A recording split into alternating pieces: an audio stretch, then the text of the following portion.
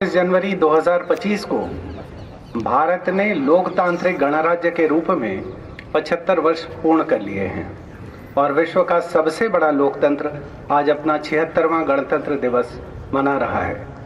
मेरे हृदय की गहराइयों से इस पुनीत अवसर पर विश्वविद्यालय के समस्त विद्यार्थियों एवं उनके अभिभावकों, कर्मचारियों, शिक्षकगणों एवं प्रशासनिक अधिकारियों को अपनी हार्दिक शुभकामनाएं प्रेषित करता हूं।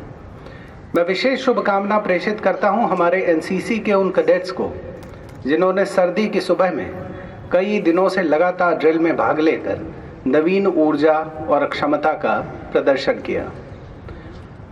वंशानुगत राजशाही की निरंकुशता एवं प्रजातंत्र की अतिशयता को मर्यादित करना गणतंत्र आज अपने अमृत काल में प्रवेश कर रहा है। उत्तर उपनिवेशीय अनुभव में अनेक राष्ट्रों के संविधान अन्य कारणों से या तो विस्थापित किए गए या शासकों की स्वेच्छाचारी वृत्तियों का शिकार हो गए। ऐसे में भारतीय गणतंत्र का अनुभव एक महत्वपूर्ण उपलब्धि है। एक प्राचीन संस्कृति, बहुलतावादी सभ्यता, तर्कपूर्ण वाद विवादों से समृद्ध दार्शनिक परंपराओं से संपुष्ट अनेकानेक राज्यों को एक साथ लेकर एक ही सूत्र, एक ही नियमावली व विधि सम्मत रूप से संचालित एक संप्रभु, संपन्न, पंथ निरपेक्ष जनतंत्र का हमारा स्वरूप वास्तव में गौरव का विषय है। आतंक, हिंसा, युद्ध, भय, संदेह, अशिक्षा एवं अल्प संसाधनों के कठिन काल में साहसी युगदृष्टा जनवादी संविधान निर्माताओं का साहस हम सब के लिए प्रेरणादायक है, जिनकी स्वीकृति ने भारत को गणराज्य का वर्तमान स्वरूप दिया। आज जब हम अपने संवैधानिक गणतंत्र के 75 वर्षों का सिंहावलोकन करते हैं तो हम पाते हैं कि यह एक अविरल जनतंत्र का इतिहास है। संस्थाओं की मूल शक्ति सुविचारित, विधि सम्मत नियमों के निर्माण और अनुपालन से ही होती है। जीवंत ऊर्जावान संस्थाएं एक समुचित वैधानिक ढांचे में ही पल्लवित होती हैं। वैदिक संहिताओं में लोकतंत्र के एकात्मक और संघात्मक दोनों स्वरूपों का उल्लेख है। ऋग्वेद में भी संसद का उल्लेख है। सभा व समिति जैसी द्विसदनीय व्यवस्था का भी उल्लेख है।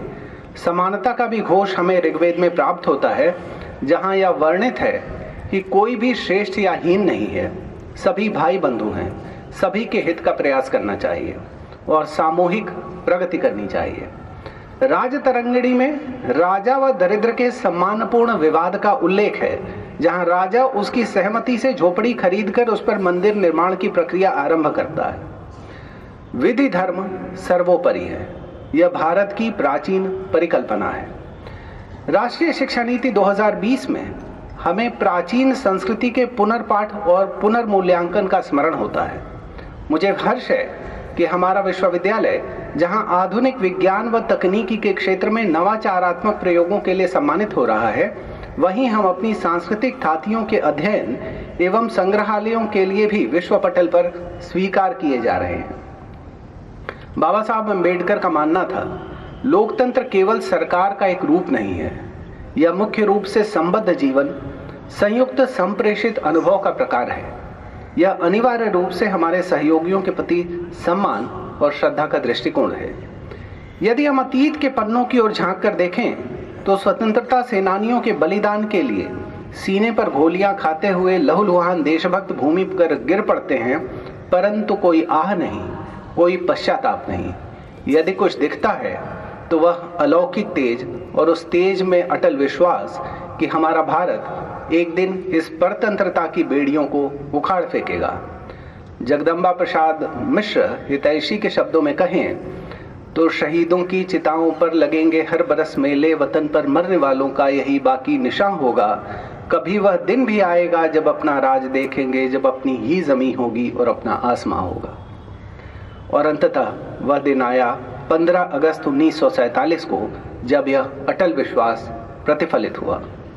लौह पुरुष सरदार वल्लभ भाई पटेल का मैं विशेष उल्लेख करना चाहता हूं, जिन्होंने भारत को एक पूर्ण गणराज्य बनाने में उस समय की 565 रियासतों को एक सूत्र में बांधने के लिए नेतृत्वकारी एवं निर्णायक भूमिका निभाई।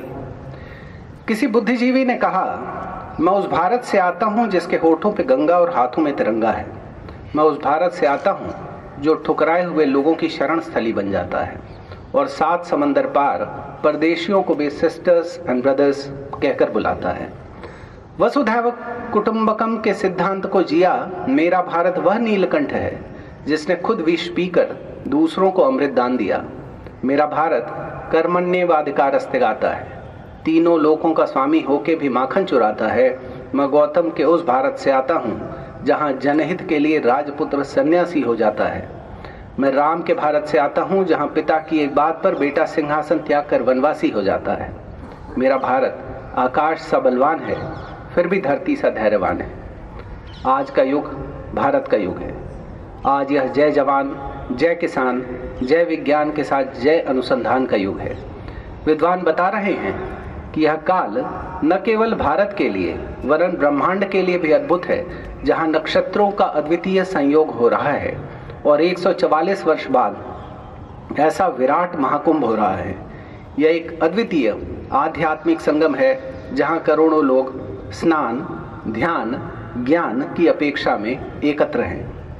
मेरी मातृभूमि भारत, जो मानव सभ्यता के इतिहास के आरंभिक 3000 वर्षों के लगभग संपूर्ण कालखंड में विश्व भर की समृद्ध अर्थव्यवस्था रही, जिसकी सिंधु सभ्यता की समृद्धि का श्योर मेसोपोटामिया और मिस्र ने भी सुना, जिसके उत्पादों और हस्तशिल्प का डंका पूरे रेशम मार्ग में बजा, जिसके पश्चिमी तट समुद्री मार्ग के जरिए पूरे विश्व के अर्थव्यवस्था की धुरी बने, वह भारत आज फिर जाग उठा है।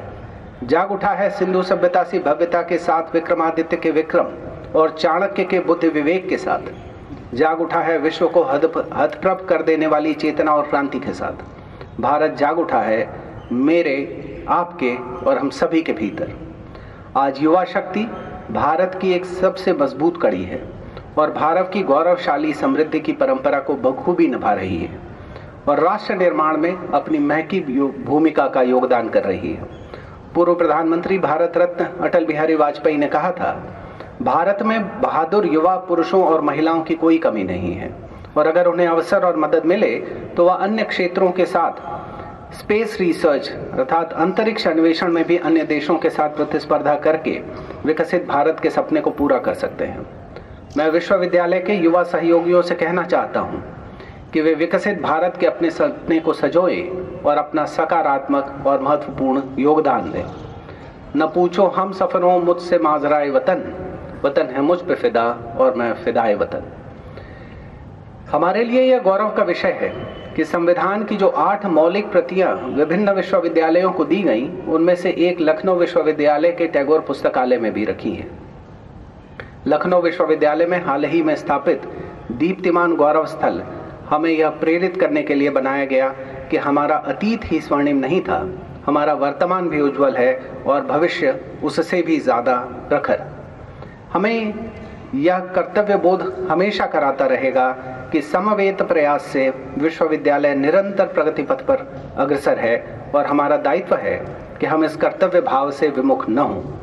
मुख्य परिसर हो अथवा द्वितीय परिसर या भविष्य में मिलने वाला तृतीय परिसर, हम सबको उसी भाव से लगे रहना है जिस भाव और प्रयास से हम सब शिक्षा, संस्था और छात्रों की अनवरत सेवा में रत होकर इसकी निरंतर बढ़ती प्रतिष्ठा में कारक बन रहे हैं।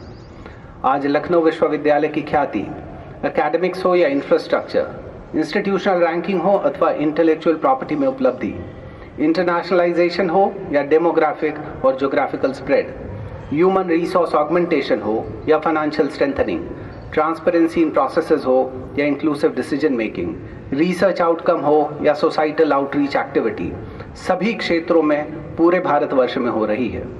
हमारे छात्रों की उपलब्धि सर्वांगीण और अप्रतिम हो रही है। निजी क्षेत्र हो अथवा राज्य एवं केंद्रीय कमीशन की परीक्षाएं, यूजीसी द्वारा संचालित नेट या जेआरएफ की परीक्षा में उनकी सफलता हो अथवा विधि और उद्यमिता के क्षेत्र में उनकी उपलब्धि, खेल की उपलब्धि हो या सांस्कृतिक कार्यक्रमों की सफलता, इसके लिए आप सब बहुत बहुत बधाई के पात्र हैं।